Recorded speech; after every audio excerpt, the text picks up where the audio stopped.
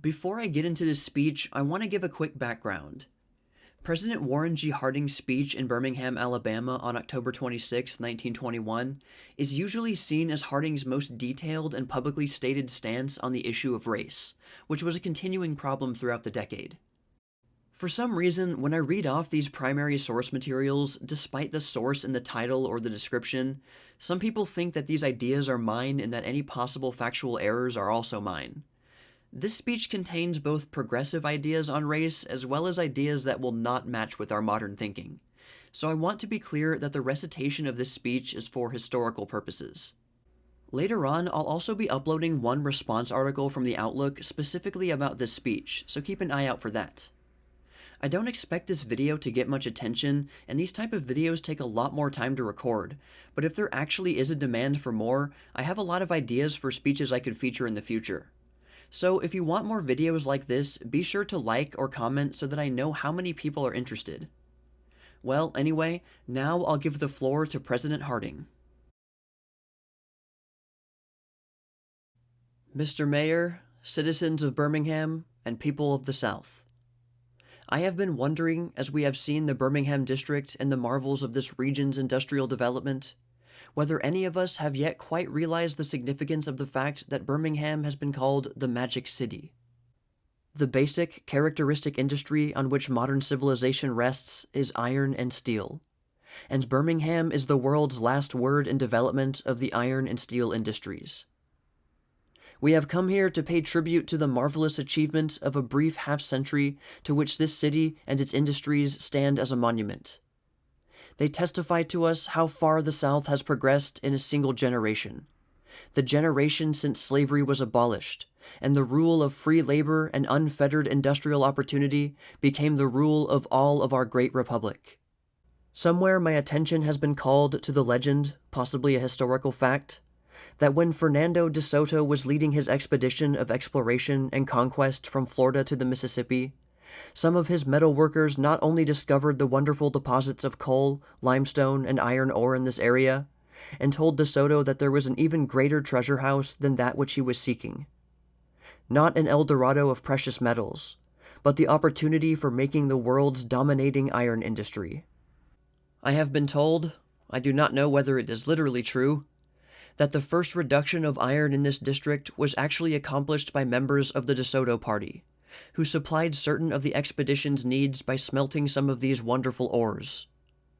But De Soto was led on by the mirage which filled his vision, and instead of the pot of gold he sought, he found the mighty Mississippi, and in it, his grave. So far as concerns more modern development, it appears that General Andrew Jackson also utilized your mineral and metal riches.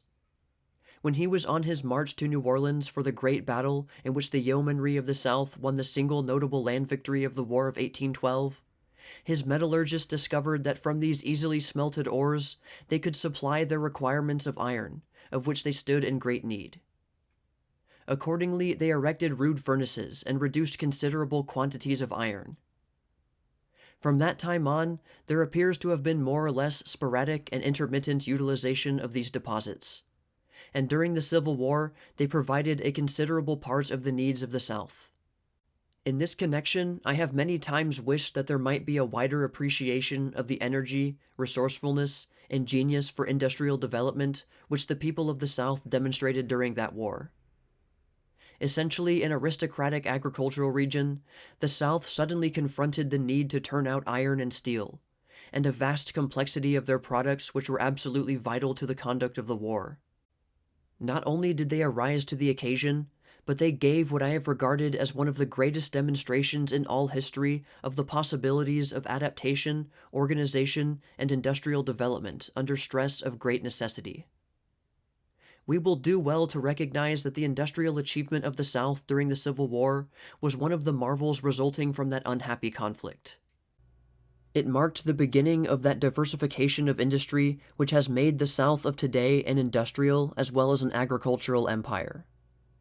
I have often wished that some inspired son of the South might one day devote his time and effort necessary to record the history of that Aladdin-like industrial wonder which was a large part of the story of the South in the civil contest. It is one of the phases of American history that has had too little understanding attention. When we have studied the Civil War, we have been so engrossed with military and political aspects that we have slighted the industrial and economic phases. I am going to venture, therefore, the suggestion that a comprehensive study of that aspect of the war period would be of inestimable value to the South and to the great story of our national progress. Not only would it constitute an eloquent testimony to the genius and devotion of our Southern people, but it would present a picture of opening opportunity and widening horizon, whose contemplation would challenge every remaining vestige of prejudice and sectional antagonism. It has been a truism that the war between the states started the nation as a whole in its way of colossal industrial growth. But I have wished that the particular story of that wartime experience in the South might be better known. I have been told of the almost overnight development of munition factories out of smithies, of the expansion of railroad repair shops into locomotive works, how shipyards, ordnance plants, powder factories were conjured up and put to work almost in the twinkling of an eye, of improvised industrial processes and mechanical contrivances, not a few of which have been of permanent value, some of them fairly revolutionary. We will, I am sure, be forgiven if, as Americans, we remind ourselves that wooden navies had fought each other for thousands of years until Americans fell to fighting among themselves. Then came iron fighting craft, came so quickly and unanimously that both sides had their first armored warships ready at the same moment, so well matched that they fought to a draw. It was a revolution, yet it was only one incident in this matching of American genius and resourcefulness in titanic struggle. The railway and the telegraph were first bidden to the service of war on a great scale during our civil contest. The huge ordnance which both North and South created and used was as sensational in that day as the most startling constructions of the World War were more than a generation later. In both South and North, our people learned and demonstrated what it means to mobilize all the human, industrial, financial, scientific resources of a great community for the purposes of war. That, indeed, was the most characteristic and most revolutionary development of the struggle. When we had done with our war, we had well nigh made over the whole art of war. The old things were gone forever. By land or by sea, both its material and its methods were sweepingly changed. Glory and glamour had been taken out of it, and in their place had been put the grim, hard reality of whole peoples measuring against each other their last ounce of power and resources. In that contest of industry and resources, the South started with a fearful handicap. A handicap so great that its accomplishments constituted one of the industrial wonders of all time. It is to this wonder that I have wanted to call attention today, for I have felt that it has never been appraised as it ought to be. From that contest the South emerged, not only with the foundation of industrial greatness securely laid out, but freed from the incubus of a labor system that had, from colonial times, chained it to the status of an almost purely agricultural community. The industrial and commercial development of states and peoples has always been strikingly influenced by their wars, perhaps even more than their social and political development. That older war-founded industry in the South under stress of sternest necessity. And so we may recognize in your Birmingham district and its industrial splendor one of the fine products of the Industrial Revolution which was forced upon the whole South. We are gathered today to celebrate the semi-centenary of the founding of Birmingham. That this wonder could be wrought in so brief a time tells us how fast our modern world moves. So fast that we are wont to forget our yesterdays before our todays are fairly begun. So absorbing in its concerns of the present that too often we have neither time nor interest for the morrow. Yet there never was a time when we needed so much to study our past, and, in the light of its lessons, give earnest thoughts to the tomorrows. So I have thought that here in your magic city, whose story seems a very compress of yesterday, today, and tomorrow, it may be proper to suggest a few thoughts regarding the critical times which are faced by our country and all countries, and some of the issues which command our consideration. Exhausted and affrighted by the horrors of the World War, the nations are seeking means to prevent repetition of such an experience. They see the need for effective reform in international relationships, and along with this, for many alterations and adaptations of domestic institutions which will better fit them for the new time. Our own country, though its necessities are less onerous, its difficulties not so grievous as those of many others, has yet occasion to consider wherein it may better its methods, adjust itself to the new relationships, and equip itself for the new sort of struggle that lies ahead. Concerning one phase of this national problem, I want to say a few words. If the Civil War marked the beginnings of industrialism in a South which had previously been almost entirely agricultural, the World War brought us to full recognition that the race problem is national rather than merely sectional. There are no authentic statistics, but it is common knowledge that the World War was marked by a great migration of colored people to the North and West. They were attracted by the demand for labor and the higher wages offered. The slow movement had been in progress for decades before, but it was vastly accelerated because of the war, and has continued at only a slackened pace since. It has brought the question of race closer to North and West, and I believe it has served to modify somewhat the news of those sections on this question. It has made the South realize its industrial dependence on the labor of the black man, and made the North realize the difficulties of the community in which two greatly differing races are brought to live side by side. I should say that it has been responsible for a larger charity on both sides, a beginning of better understanding. And in the light of that better understanding, perhaps we shall be able to consider this problem together as a problem of all sections and of both races, in whose solution the best intelligence of both must be enlisted. Indeed, we will be wise to recognize it as wider yet. Whoever will take the time to read and ponder Mr. Lothrop Stoddard's book on the rising tide of color, or say the thoughtful review of some recent literature of this question which Mr. F.D. Lugard presented in a recent Edinburgh review, must realize that our race problem here in the United States is only a phase of a race issue that the whole world confronts. Surely we shall gain nothing by blinking the fact, by refusing to give thought to them. That is not the American way of approaching such issues. In another way, the World War modified the elements of this problem. Thousands of black men, serving their country just as patriotically as did the white men, were transported overseas and experienced the life of countries where their color aroused less of antagonism than it does here. Many of them aspire to go to Europe to live. A high-grade colored soldier told me that the war brought his race the first real conception of citizenship, the first full realization that the flag was their flag, to fight for, to be protected by them, and also to protect them. He was sure that the opportunity to learn what patriotism meant was a real opportunity to his race.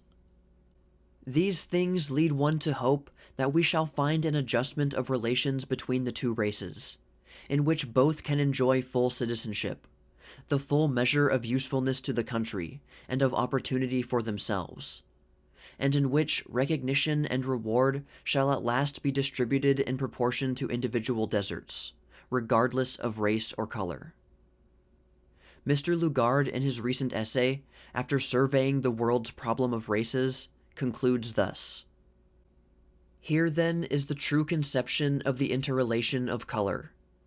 Complete uniformity in ideals, absolute equality in the paths of knowledge and culture, equal opportunity for those who strive, equal admiration for those who achieve. In matters social and racial, a separate path, each pursuing his own inherited traditions, preserving his own race purity and race pride, equality in things spiritual, agreed divergence in the physical and material. Here, it has seemed to me, is suggestion of the true way out.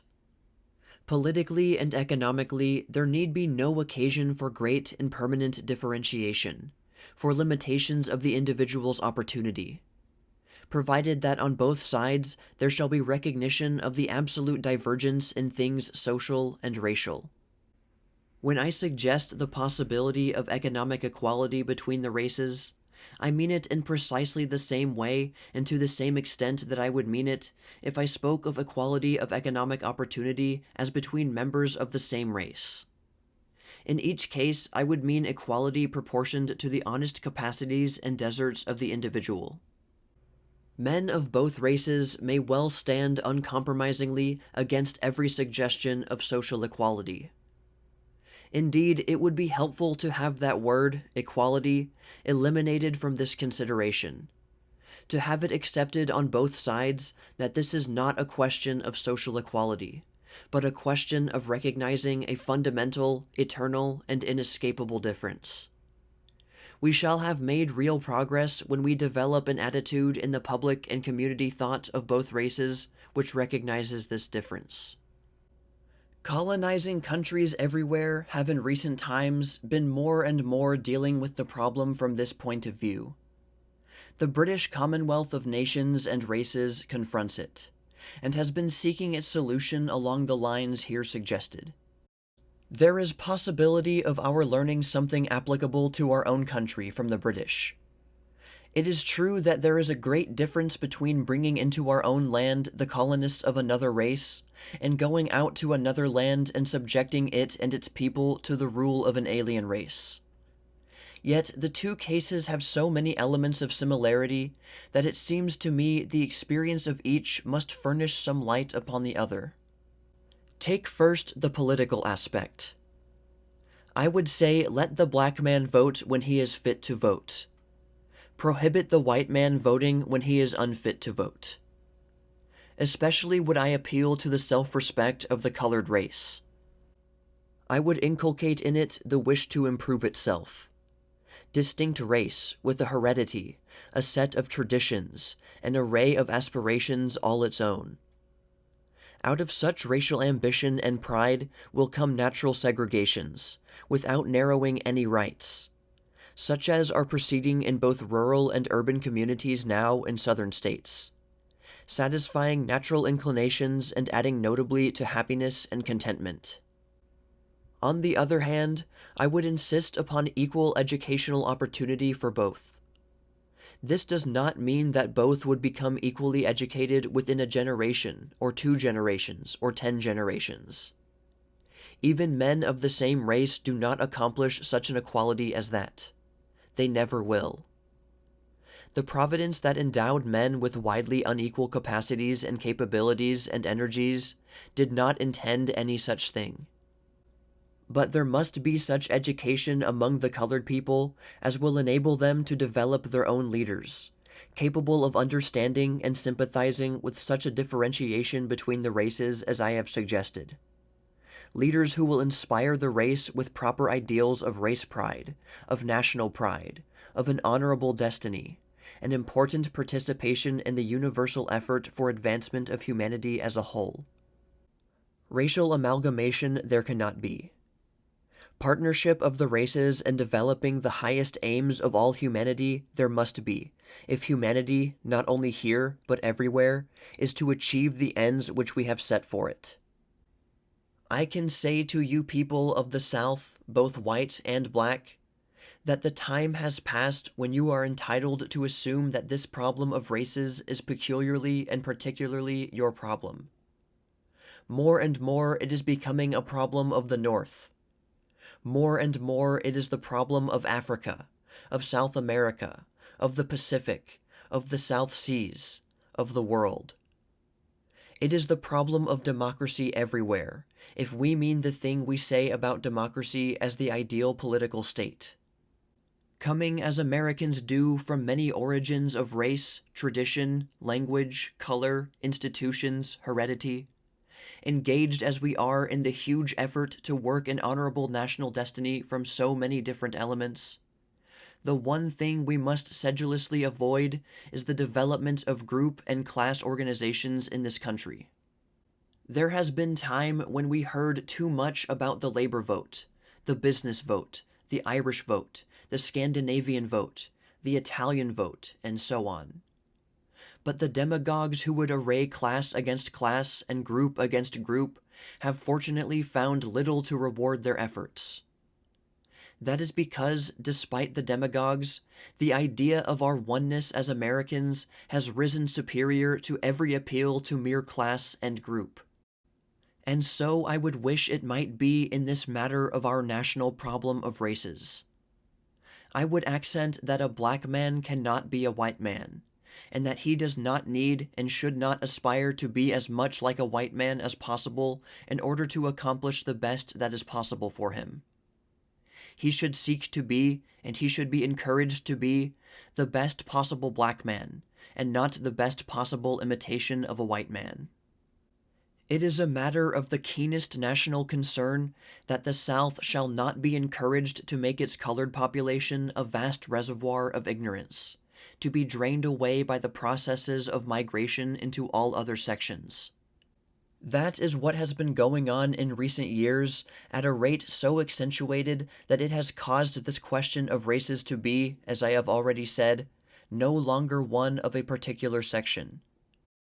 Just as I do not wish the South to be politically entirely of one party, just as I believe that is bad for the South and for the rest of the country as well, so I do not want the colored people to be entirely of one party. I wish that both the tradition of a solidly Democratic South and the tradition of a solidly Republican black race might be broken up. Neither political sectionalism nor any system of rigid groupings of the people will in the long run prosper our country. I want to see the time come when black men will regard themselves as full participants in the benefits and duties of American citizenship. When they will vote for Democratic candidates if they prefer the Democratic policy on tariff or taxation or foreign relations or whatnot, and when they will vote the Republican ticket only for like reasons. We cannot go on, as we have gone for more than a half-century, with one great section of our population, numbering as many people as the entire population of some significant countries of Europe, set off from real contribution to solving our national issues because of a division on race lines.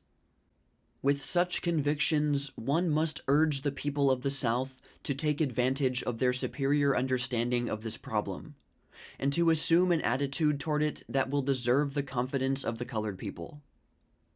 Likewise, I plead with my own political party to lay aside every program that looks to lining up the black man as a mere political adjunct. Let there be an end to prejudice and of demagoguery in this line. Let the South understand the menace which lies in forcing upon the black race an attitude of political solidarity. The greater hope, the dissipation of hatred, the discouragement of dangerous passions, lie in persuading the black people to forget old prejudices, and to have them believe that, under the rule of whatever political party, they would be treated just as other people are treated, guaranteed all the rights that people of other colors enjoy, and made, in short, to regard themselves as citizens of a country and not of a particular race. Every consideration, it seems to me, brings us back at last to the question of education. When I speak of education as a part of this race question, I do not want the states or the nation to attempt to educate people, whether white or black, into something they are not fitted to be. I have no sympathy with the half-baked altruism that would overstock us with doctors and lawyers of whatever color, and leave us in need of people fit and willing to do the manual work of a workaday world. But I would like to see an education that would fit every man not only to do his particular work as well as possible, but to rise to a higher plane if he would deserve it. For that sort of education, I have no fears, whether it be given to a black man or a white man. From that sort of education, I believe, black men, white men, the whole nation would draw immeasurable benefit. It is probable that as a nation, we have come to the end of the period of very rapid increase in our population. Recent legislation to restrict immigration will be in part responsible for a slacking ratio of increase. The new immigrants have multiplied in numbers much the more rapidly, but as the immigrants become Americanized, amalgamated into the citizenry, the tendency has been toward less rapid multiplication. So restricted immigration will reduce the rate of increase and force us back upon our older population to find people to do the simpler, physically harder manual tasks. This will require some difficult readjustments. It has been easy indeed, but it has not been good for the people of our older stock that a constant inflow in immigration made it possible to crowd off these less attractive and profitable tasks upon the newcomers. I don't think it has been good for what the old Latins called the national virtue. That is a word I have always liked, employed in the Roman sense. I wish we might have adopted it into our vocabulary in this sense. It strikes me as a good deal better than morale. Anyhow, we are under necessity to raise honest, hard, manual work to a new dignity if we are to get it done. We will have to make its compensations more generous materially, and, if I may say it, spiritually. To make usefulness of service rather than spotlessness of hands the test of whatever social recognition depends on the individual's occupation. I confess a large disgust with all such classifications, and I earnestly bespeak an attitude toward good, honorable, hard work that will end them. I do not want to coddle and patronize labor. I want us all to get out, put on blue denims, roll up our sleeves, let our hands be honorably soiled, and do the work. That's what we've got to do if we are to get on. We must do it, and be glad we can. For there is small chance that we will ever have such armies of laborers landing on these shores as have come in the past. In anticipation of such a condition, the South may well recognize that North and West are likely to continue their drafts upon its colored population, and that if the South wishes to keep its fields producing and its industry still expanding, it will have to compete for the services of the colored man. If it will realize its need for him and deal quite fairly with him, the South will be able to keep him in such numbers as your activities make desirable. At any rate, there is a problem, and it is pressing for settlement. Is it not possible, then, that in the long era of readjustment upon which we are entering for the nation, to lay aside old prejudices and old antagonisms, and in the broad, clear light of nationalism, enter upon a constructive policy in dealing with these intricate issues? Just as we shall prove ourselves capable of doing this, we shall ensure the industrial progress, the agricultural security, the social and political safety of our whole country, regardless of race or sections, and along the line of ideals superior to every consideration of groups or class, of race or color, or section or prejudice. Here are the reflexes of magical industrial development. Here are the fruits in the making of a nation, and its commitment to free productivity and trade. There is a materialism which sometimes seems sordid, but on the material foundation we have expanded in soul, and we have seen this republic the example to freedom aspiring throughout the world. We wish to cling to all that is good. We want to preserve the inheritance over which we fought, because our conflict made it more precious. But we wish to go on as well as preserve. The march of a great people is not a blind one. We cannot be unmindful of human advancement. We wish to be more than apace with progress. We wish our America leading and choosing safe paths. 50 years is a narrow span. Yet the marvel of Birmingham is less than the marvel of our astounding America, and we mean to go on.